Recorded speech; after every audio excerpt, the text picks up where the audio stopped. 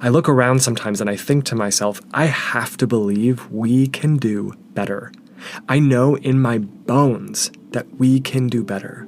Do you ever feel this way? How can we get ourselves to that place where we can look around and feel proud about the world that we've built, content with the knowing that we are doing our best and have done our best with shaping the world around us?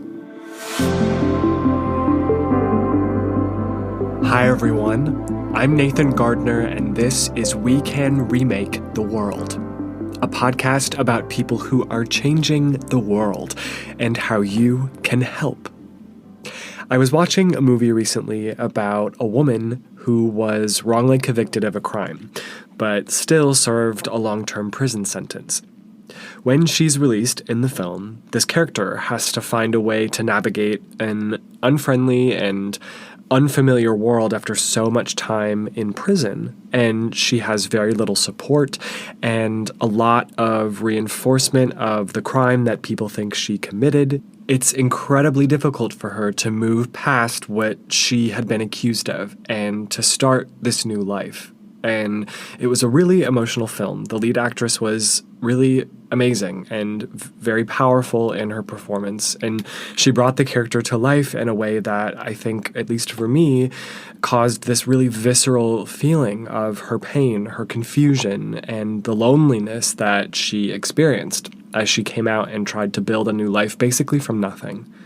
And this film wasn't based on a true story, so it's fiction. But if you've watched enough documentaries and you've read enough stories about people who have been incarcerated and then how difficult it is for them to get out, build a new life, and stay out of prison, I think you feel the truth of it. You feel that a lot of people have this story. It's not just this fictional character that we're watching.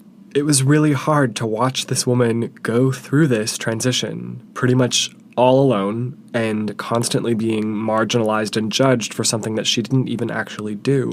And I couldn't help but sit there and almost get angry and think, is this the best we can do? Is this the best we can do for people who have made a mistake in their life, made a misstep? Maybe they started on a really difficult path and haven't yet found a way to get over a lot of the circumstances of how they were raised or the kind of community they were raised in or the influences around them. I mean, is this how we want to treat those who so clearly need help and guidance and direction? Regardless of the circumstances of their crime, regardless of whatever they're accused of, we should be exploring ways to restore and rehabilitate them. Nelson Mandela wrote a lot about the idea of restorative justice, programs which help people to build a new life, a new relationship to themselves and to others, to work, to every aspect of life. Rather than punishing, we rehabilitate, restore, give someone access to new ideas and new opportunities to help them create a new life. I felt both sad and, as I said, a little angry while watching this film, and I couldn't justify this character's experience as anything any person should have to go through. I kept envisioning social support programs that we could build, community programs, law reforms, transition programs, and transition housing for the recently formerly incarcerated. And we should have these things. We could have these things. I think it's humane, it makes sense, and probably works much better. A Bureau of Justice Statistics report in the United States showed that 7 in 10 incarcerated people released in 2012 were rearrested within 5 years. So 70% of inmates went back to jail within 5 years of being released. Clearly, the system is not supporting people as they try to transition back into life. The term for this is recidivism. It means the rate at which people return to jail after being released in this context. And the United States has one of the highest recidivism rates in the world. So there's a lot of opportunity for improvement. There are so many solutions we can create to rethink our prison systems and help those who have served time to reintegrate into life after being released. And I realized I felt this way in regard to a lot of aspects of our world the more I thought about it. I see what we're doing out there. I see what's going on, and I feel frustration as I learn more and dig into different topics, different things that we're choosing to perpetuate in the world. I feel sadness, sometimes anger over what we're allowing to go on around us when it comes to nature and human rights. It's almost shocking that we haven't progressed past some of these ways of thinking when it comes to how to relate to the world around us. These systems which sacrifice human dignity and empowerment of people in the name of profit, or the ways that we preserve systems that are not designed to care properly for people and planet. They're not sustainable, to use the word that we're all familiar with. I look around sometimes and I think to myself, I have to believe we can do better. I know in my bones that we can do better. Do you ever feel this way? That's what we'll explore today. This idea that we can do better. What does it mean to do better? What does it take to follow through on a commitment to doing better? What does it take to believe it in the first place? Because to me, this is the central question of our time. What will it take for us to do better, and how can we get started? We're glad you're here with us today. And listen, if you enjoy today's episode, if you feel inspired, fired up, informed, hit the subscribe button. Give us a rating and a review to help others find our show and the stories we tell, and share it with someone you think would enjoy. Thanks again. As each of us moves through every day, there are inevitable ups and downs. There are so many things to be grateful for when it comes to our health or our families or our friends, if we're lucky enough to have stable health and strong relationships. We live in a time when people in the developed world, at least, have never had such easy access to so many aspects of life, to food and food supplies, to travel and how affordable and easy it can be to travel, even if it just means jumping in your car and going somewhere 100 miles away, to access to information and to art, to music. When I was a kid growing up, I always dreamed of visiting other countries, but my family didn't have a lot of resources, so sometimes it felt like a faraway dream. But in college, I was lucky enough to get opportunities to travel. It kind of just started. And before long, I had visited over a dozen countries on 4 different continents. I felt so lucky, and it's part of living in this world that we live in now. I feel like people around my age have traveled more than any generation before for this reason. It's cheaper, it's easier, there's better infrastructure and technology, cheap fuel relatively so that travel costs stay down. My mom has only left the United States to visit me wherever I've been living, or working, or visiting. It wasn't nearly as common for her to even think about traveling abroad. There are so many aspects of our world that are unprecedented in a lot of positive ways. We've never, in known history, in recorded history at least, had such freedom to focus on developing ourselves and learning and developing our gifts due to our needs being met. We don't have to worry about survival, so we can think about everything else that interests us. But there's a feeling I think many of us walk around with every day, despite all these amazing and convenient ways we have to interact with the world around us.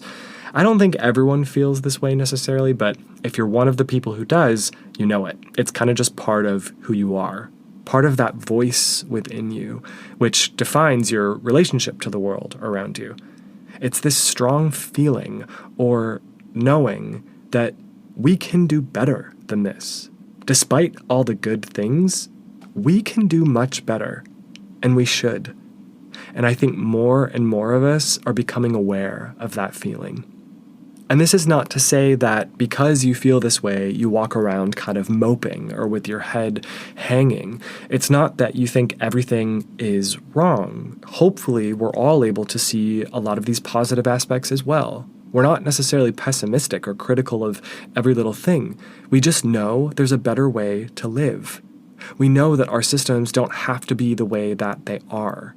With all of the creativity we have at our fingertips and all of the innovation and inventiveness and ingenuity that human beings have shown by developing our world massively and transforming our world massively over the last century, we still can't ensure that every person has access to a safe, secure childhood, with enough to eat, an education that empowers them and gets them ready for the world, time to enjoy life and to play, and the ability to fulfill whatever they feel inspired to do in life. We haven't gotten to that point where every child has that basic guarantee. And I think if, again, you're one of these people who walks around with this sense that things could be better, that doesn't sit right with you. Because every child should have access to those things. We all should have the opportunity to reach our potential. It doesn't feel right that while many of us have more than we need to eat, and some of us pay thousands of dollars even for a single meal at very fancy restaurants, there are millions of children around the world who are hungry and starving. There are billions of people on the planet who don't feel safe or provided for, who don't feel that they have a secure future. There are endless stories of exploitation of wildlife, the natural world, and of humans too, that we hear about more and more as we begin to look more closely around at what's going on in our world with the tools and the insight that technology has provided to us. All of this to me just means we haven't yet reached our potential as a conscious and creative race of beings on this planet. There is a huge and beautiful diversity of life on planet Earth, but we, humans, are the only species with conscious creativity. We're the only ones who can assess our environment and sort of make judgments and make creative reactions to those judgments, look around at our circumstances and change them if we choose to.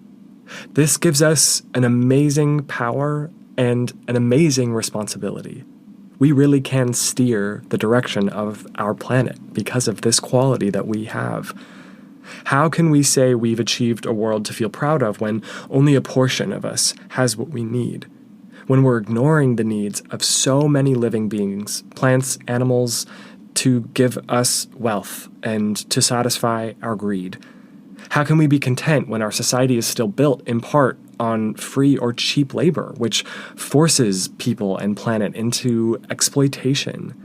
I believe that many of us don't feel right about this because it's partly built into who we are as humans, to desire peace and prosperity and fulfillment and quality of life for all living things. That's what our ability to feel compassion and empathy are there to tell us. That's our signal. Hey, we all deserve to be happy, healthy, and whole, not just some of us. And when you see evidence that this isn't true for everyone, something's not right. That's innate. That's an instinct within us. So the big question then becomes, what do we do about it? How can we get there, to that better place? How can we make this better world a reality? How can we make it come to be? This world that I think we know is possible and within our grasp if we can just commit ourselves to it. This world where living things aren't treated like they're disposable, or that the only value something provides is to generate profit for those who are designing the systems that happen to be in place now. How can we get ourselves to that place where we can look around and feel proud about the world that we've built? Content with the knowing that we are doing our best and have done our best with shaping the world around us. There are two different thoughts that come to me when I say we can do better. And I think these two thoughts or two ideas are two major keys to starting us on the right path. One that will truly bring us fundamental shifts in how we carry out every aspect of life on planet Earth, every aspect of our world. The first idea is crucial, I think. When we say we can do better, we have to believe it. Step one is believing that it's possible for us to move towards something better, that it's worth taking that first step. And without prioritizing this, getting this right, I think we won't make true progress. And here's why. Every day we try to build a new approach to how things work in the world, there are going to be challenges to face. There are going to be interests which stand in the way of true foundational change, corporate interests, governmental and political interests, who want to maintain the status quo for a variety of reasons, for money or protection of power or lots of other potential things. There are going to be complex questions that we'll have to ask and answer about how best to bring about the changes that we wish to see. A lot of us are going to have to reset our ways of thinking to allow for something new to become normal. Something that will replace what we've all become accustomed to as we've grown up in a world with a certain way of doing things, a certain set of beliefs about how to run the world. We are going to have to constantly remind ourselves that transforming our world is worth the effort and the time and energy that it will take, all the challenges that we'll come up against, that it's possible to overcome those challenges, that we can and will get to a better place with time and commitment. And it's going to require a long game. So we're going to have to be ready for baby steps, for small wins along the way, alongside some big wins, as individual industries and systems get an update, get an upgrade with values for a new world built on sustainability and respect for nature and respect for human life and human dignity. Values which downgrade accumulation of wealth and competition, the old ways of doing things, in favor of community empowerment and being content with enough. We've really been consciously and subconsciously trained to always want more, to always move toward wealth and accumulation at the cost of everything else. And it's going to take some time to reset that way of thinking. Even though we have an incredible amount of inspiring individuals and organizations out there who are showing us how to rethink our world for the better, how to build something new, it's still going to take some time for those examples and ideas, those solutions that already exist, those templates for how to remake the world to grow and be tested on a larger and larger scale and therefore evolve and get stronger. It's going to take commitment to this vision from these amazing leaders who are already making change for the better to overcome the inevitable stumbling blocks that we'll hit along the way. That commitment will get us over those stumbling blocks. And that will require us to have a strong underlying belief that we can and must get to a better place.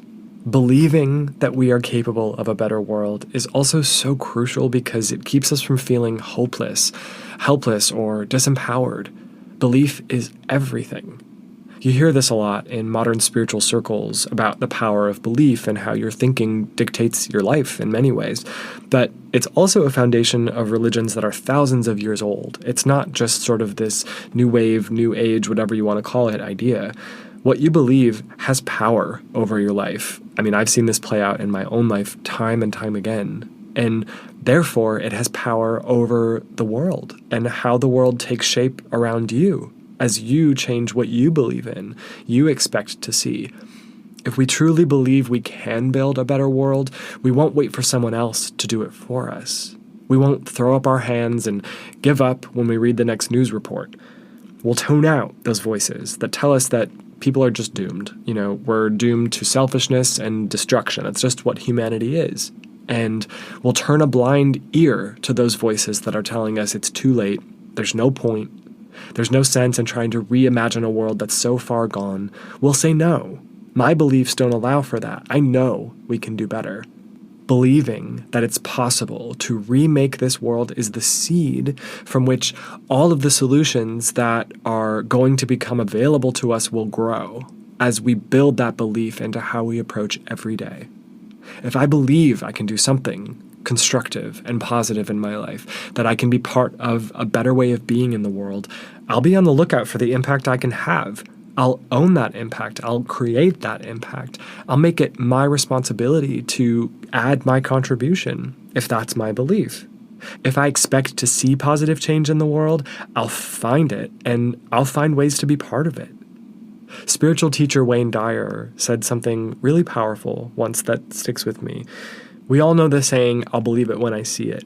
But Wayne Dyer said that that's backwards. He believed, and I also believe, that the truth is, we'll see it, whatever it is, when we believe it. You have to believe it first. to see it. We have to hold to our vision for something better. Hold to this idea that we can remake this world, make it real for ourselves, conceptually and practically, and then build it.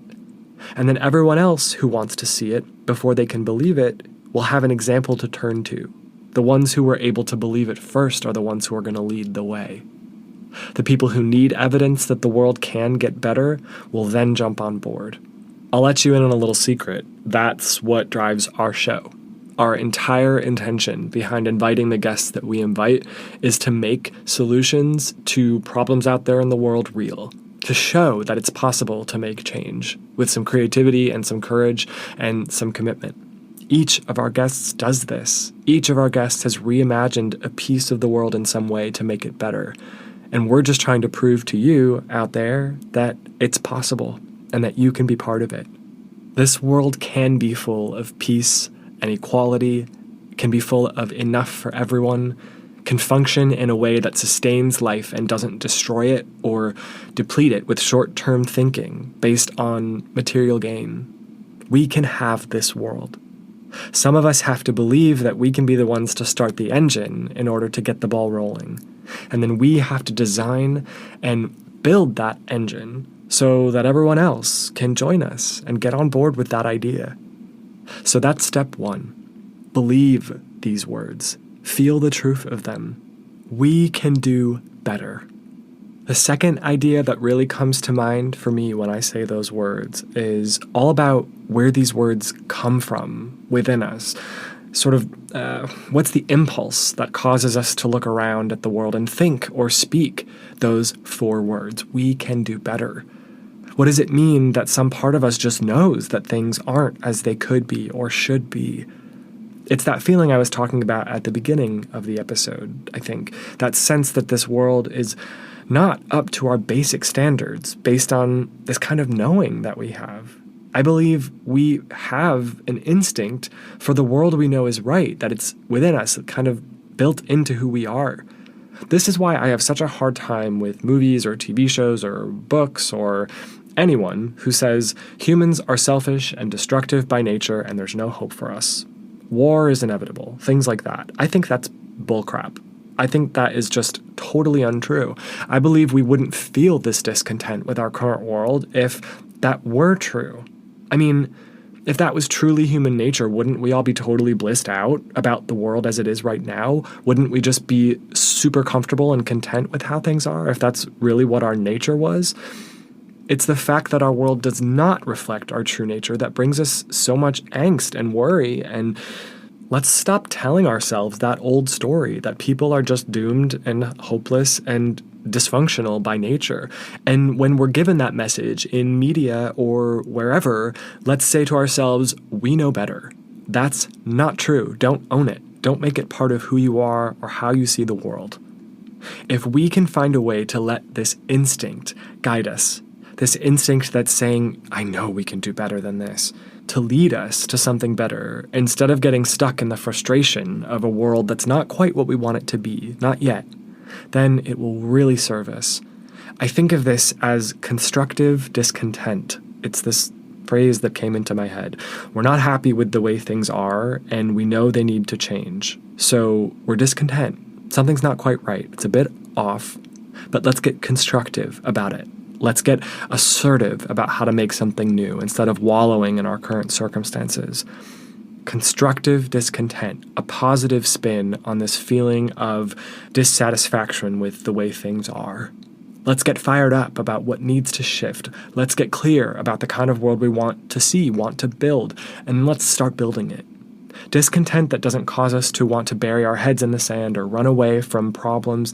Discontent that fuels our inventiveness and our ability to collaborate with each other and build communities around ideas that we know will serve us.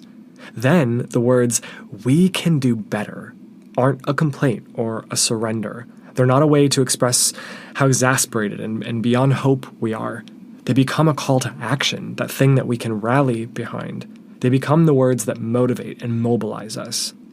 We learn something about the greed of a corporation that has sacrificed the health of our planet or the health of our people for profit. We can do better. Let it fuel us, not frustrate us. We see evidence that certain politicians have allowed themselves to become deeply corrupt due to greed and corporate interest. We can do better. How can we constructively redesign our politics to amplify voices of fairness and advocacy for people's rights? Or how can we work in parallel to politics so that we don't depend just on that as a tool? With these two qualities, belief in what's possible and an attitude of empowerment and action rather than frustration and despair, will keep ourselves out of blame, out of these cycles of finger pointing and anger and frustration and hopelessness that have prevented us, I think, from making true progress that lasts in the past. It's always been the visionaries who held on to a positive and constructive idea without wavering that really made change. That's why we talk about Gandhi and Martin Luther King, Mother Teresa. These are people who had a vision and stuck to it and kind of tuned everything else out. And where they built a successful movement is where they invited others into their vision, into that place of imagining better and then doing something about it, lining up with the idea and acting on it in communities. And you know what? That actually raises a third meaning behind this phrase for me that I think we should talk about. One more idea that I think of now when I say we can do better, the emphasis is on we. It's not they can remake the world. It's not they can do better. It has to be we can do better. We can remake the world.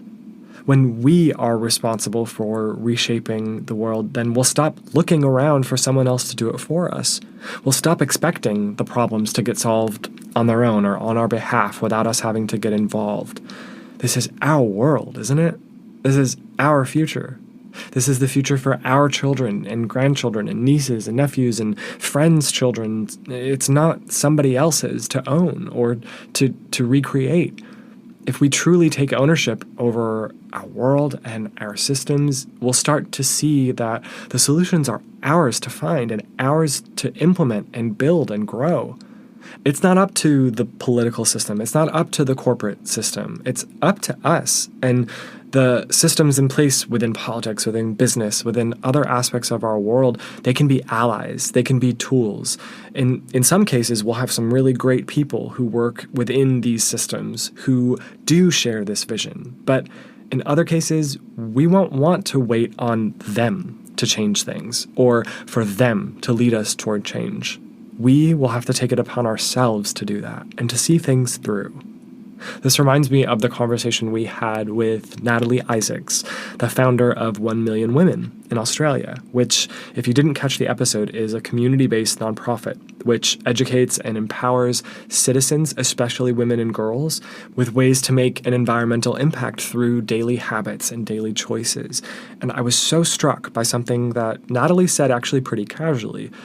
She said something like, and I'm sort of paraphrasing here, but she said, we often look to politicians to help us make change, but when they don't rise to the occasion, we got to get on with it. It's not about them. It's about us. As Natalie says, we can lobby politicians, we can talk to them, we can engage with them, but so often it seems like they turn a blind eye. So let's stop waiting on someone else to take up the charge. Let's do it. Let's see ourselves as the powerful ones who can actually build what we want to see. I think in most countries around the world, we've realized that unfortunately, our elected officials often lose touch pretty quickly with the values of the people once they are in office. Yet we keep trying to use politics as our primary approach to building a better world. And I think that should be part of the story, but not the focus. I don't know if we can legislate values or legislate a sense of equality into our systems.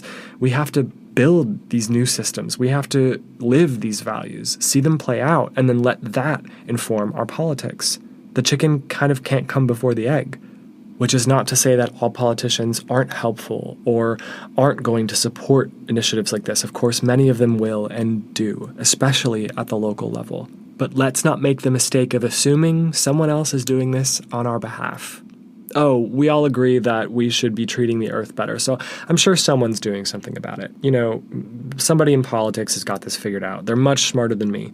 Not always true, as far as them being smarter than you, and always not always true as far as someone actually doing something about it within the system. Let's not give away our power of creativity and our ability to shape this world within communities and on a global scale if we all get together in a way that is more lasting and will bring us closer to the world we want to see more quickly. So, a quick recap. First, we have to believe these words. We can do better. Next, we have to use them as a commitment, a motivator, a rallying call, rather than a complaint. We can do better. And finally, we have to own them as our own, nobody else's. We can do better. And we have everything we need to do better, the tools, the creativity, the ability to build and sustain communities, especially through technology. And the technology can help us connect the dots. It gives us access to data, to communication opportunities, to collaboration opportunities, to design opportunities, cheap ways to create a lot of these systems. And if we want to collect them, we've got the resources to put a new way of being into practice across the board. I know it's been a really challenging couple of years for all of us, and it doesn't always feel natural to get fired up and be a visionary every day right now. I'm right there with you. There have really been some ups and downs over the last couple of years, and the way things are right now in the world as we end 2021, man, there are moments where I just won't even look at the news anymore for a week or two at a time because I just feel like it's not giving me anything positive. And so I just, stay focused on myself and my immediate community. It's been tough, but the more resilience we can find, even amidst these difficult circumstances, and the more we can find a way to feel invested in the world around us and the direction it's taking, then I think the less likely we are to feel scared and isolated and powerless because of everything that's going on out there. When I get down or burnt out from the daily news cycle and the daily grind and responsibilities that I have and the unfolding situation, I always feel encouraged by the guests we have on our show who are out there serving people, improving lives, having an impact, showing us the way forward when it comes to how we can approach business and community, highlighting ways to stay positive and take care of each other and take care of ourselves. I hope, and it's my intention, that you find strength and inspiration in these conversations as well. I have to tell you, the more recent interviews we've done, it's like sometimes I have my worst days right before I'm about to interview somebody, and I'm just like, I just want to unplug and do nothing. And then I get on these calls, these interviews, and my whole energy changes, and it infuses me with so much life, just imagining what's possible and seeing it start to take shape. Again, that's why we do what we do on our show, to make it real for you. And so I'm lucky enough to be the first one to get access to some of these stories, at least as far as how we tell them. And it brings me back. It brings me back to the table. It gets me excited about the world that we can build despite any circumstances out there that we face. And I truly hope that you get some small piece of that as you join us for each of these important conversations. Thank you so much for spending time with us today. Thank you for doing whatever you're doing to make the world a better place. I don't care how small it is or how small it feels. Even if you're just a good friend or a good parent or really positive at work these days, it means something. We all need a little bit more of those boosts in whatever form they take. So if you're not, building an organization or donating hundreds of dollars every week, or it doesn't matter. Whatever you're doing is powerful, and just keep doing it. Thank you for whatever commitment you're making to improve your life and the lives of those around you in whatever way you can. Never forget that you're powerful, even with those small actions. It's part of what creates the fabric of our world. If you enjoy our show and want to invite more people to this conversation that we're starting and growing, give us a rating and a review, and be sure to hit subscribe so you don't miss any of the exciting conversations that we're having. Help us to spread our mission of building a community of world changers, of visionaries and their supporters, and help to spread the mission of our guests by sharing links to past episodes or this episode, by visiting our website, www.wecanremaketheworld.com, to look up the resources that we've provided there and all of the ways that you can make an impact for every guest that we have on the show, how you can support their organization or be part of the solution they're building. Join us in a couple weeks for our conversation with Sam Rose Phillips, a photographer and filmmaker based in Western Canada on Vancouver Island, who's gotten to travel the world to tell stories of conservation and Indigenous communities and the work they're doing to stick up for their lands and the work we can all do to stick up for our collective lands. Thanks again for spending time with us today. Until next time.